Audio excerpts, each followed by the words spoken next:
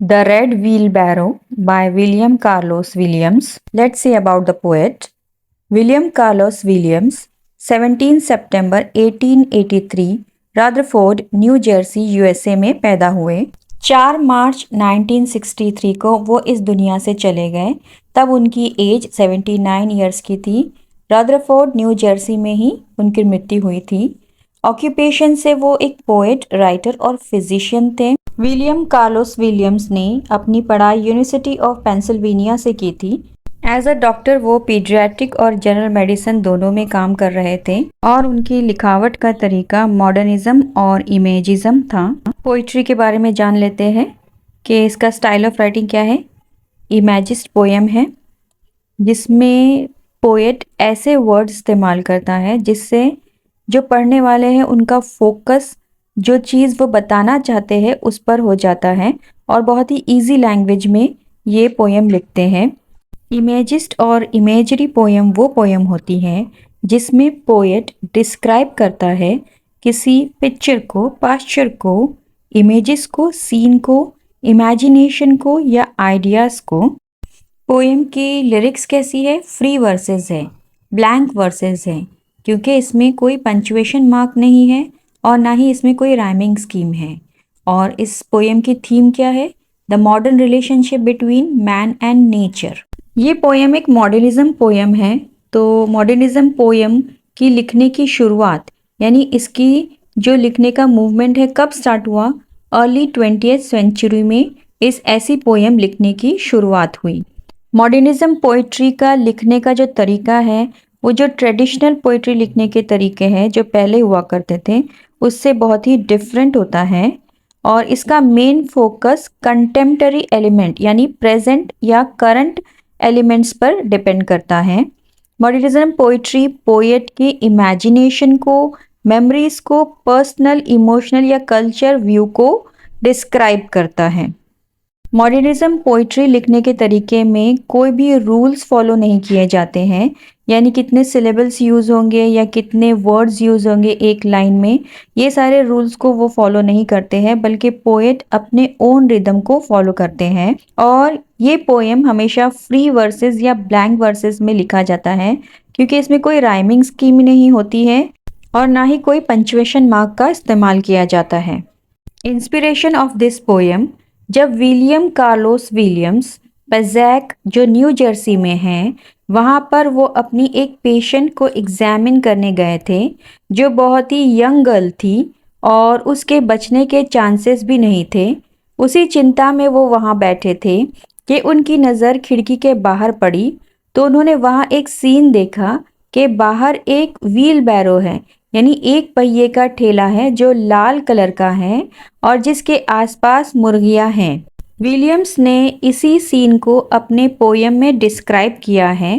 There is two scenario और the meaning of this poem. Let's see the different outline और framework of this poem. Let read this poem.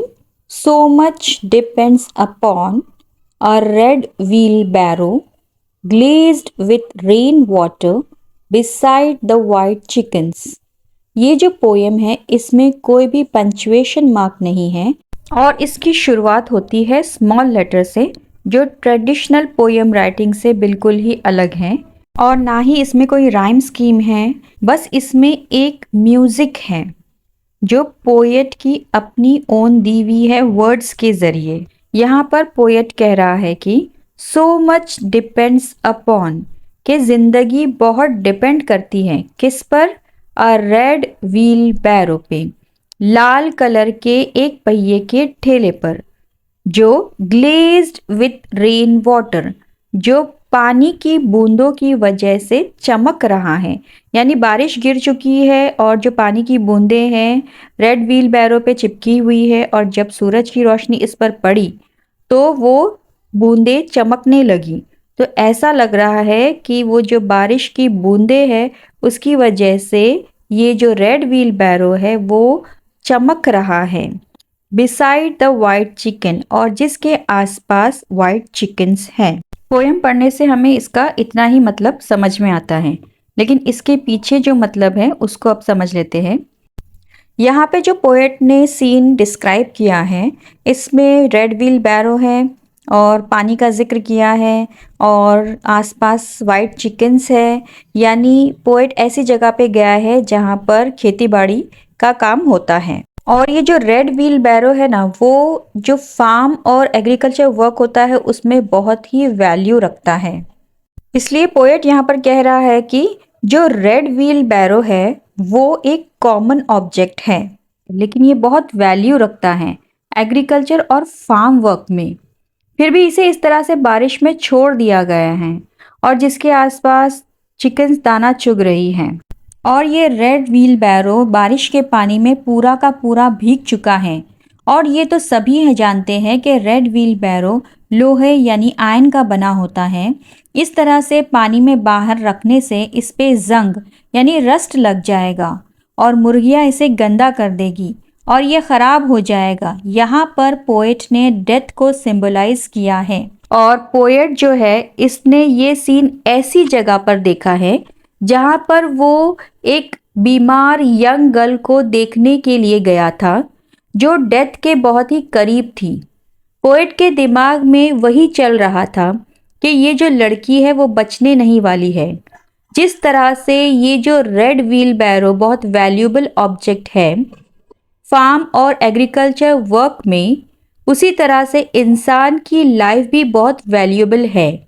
अगर हम इस valuable चीज़ का ख्याल नहीं रखेंगे तो वो डेथ के करीब पहुंच जाती है। इस पोएम का एक और व्यू पॉइंट एक्सप्लेन किया गया है, चलो उसे भी देख लेते हैं। यहाँ पर इंसान की बनाई हुई चीज़ यानी ऑब्जेक्ट व्हील बैरो ह्यूमन को रिफ्लेक्ट करती है। इसका रिलेशन नेचर के साथ दिखाया गया है।